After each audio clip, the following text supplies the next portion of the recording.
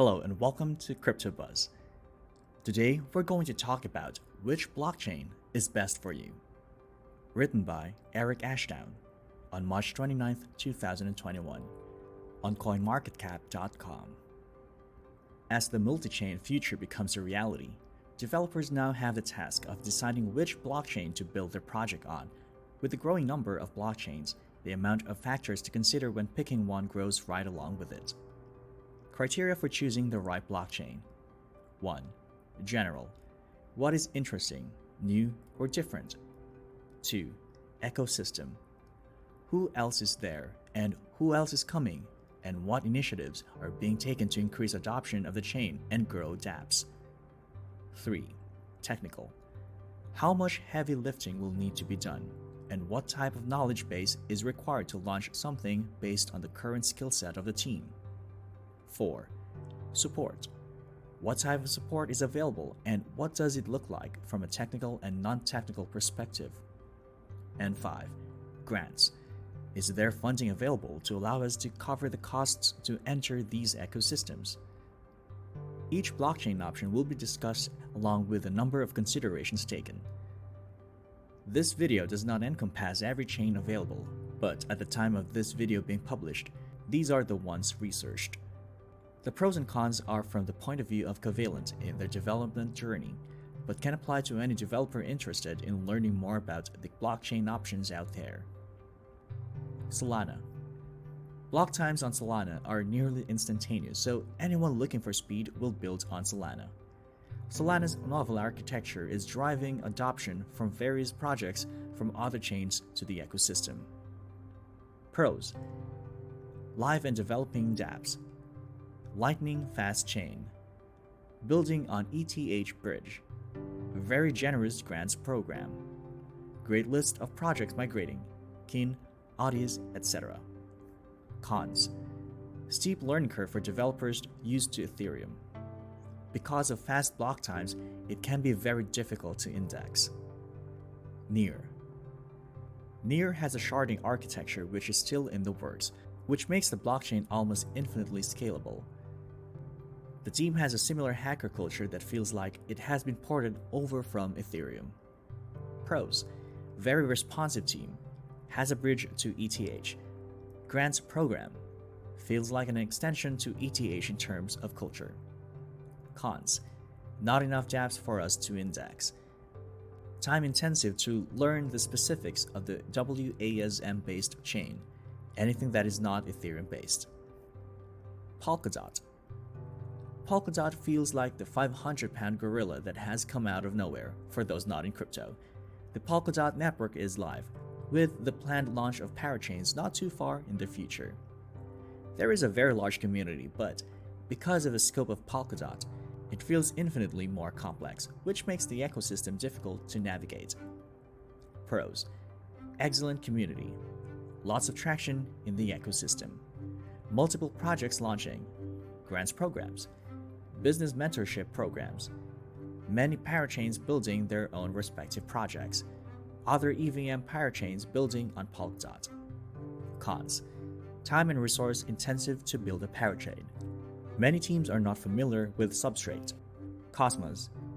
Cosmos is similar to Polkadot in a lot of ways, but it has been in the public market longer. Cosmos has a longer track record of shipping great products, but has a lot of fundamental overlap with Polkadot. The documentation at Cosmos is excellent. They are not the loudest blockchain in the ecosystem, but they are constantly delivering and launching new projects such as Terra, Band, Kava, and many more. Pros. Very active ecosystem with many notable large projects in the market. Battle tested by a team through the bear market. Trusted by large infrastructure projects. Cons.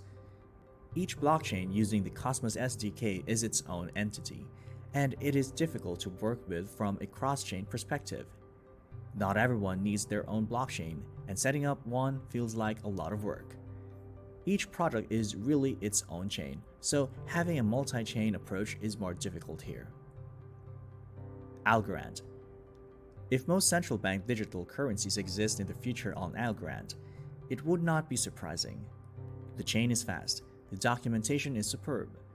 You can tell there is an enterprise focus. Pros: clean documentation, very professional, responsive, everything is very intentional, lightning fast chain, and feels very enterprise. Cons: does not serve much of a multi-chain community, very focused on large-scale infrastructure or appears to be, no visible bridge to ETH, and each product is really its own chain, so having a multi-chain approach is more difficult here. Elrond. Elrond has made a decision to go on their own and play by their own rules. Instead of just building a blockchain, they have built the premier dApps that will exist on it as well. Their blockchain is lightning fast and is well suited for dApps, but there is currently no plan to go multi-chain. Pros: very fast, clean documentation, accessible and open, grants, and has trust by major global brands like Samsung and more. Cons: no intention to build an ETH bridge, and not enough dApps live in ecosystem today. Avalanche. Avalanche has 3 chains, one of which is EVM based. This was a big deal because it means less work for those familiar with the Ethereum toolkit. Pros: has an EVM chain, great community, feels professional but startup focused, good team, sterling reputation, and fast and scalable. Cons: not enough projects to index at the time. Points to consider where choosing to build. Does your project require any of the following? Decentralized exchange or DEX, stablecoins, Oracle, lightning fast settlements, complex smart contracts? Is your project geocentric to a specific location? Are there multiple potential customers or users in that potential ecosystem which could be opened up? Are your customers retail or enterprise focused? Are your customers already in the crypto space?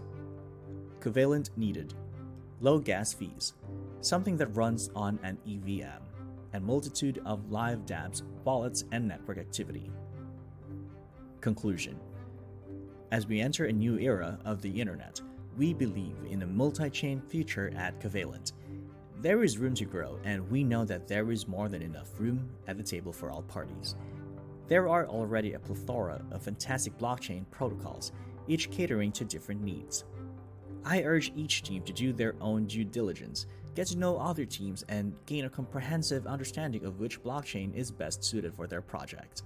One way to ensure that there is no single point of failure in your data in the future is to migrate to a globally distributed data store, using crypto primitives to keep the network running. If you like this video, don't forget to give us a thumbs up and click the subscribe button, as these would really help our channel grow. Thanks for watching Crypto Buzz, and I'll see you in our next episode.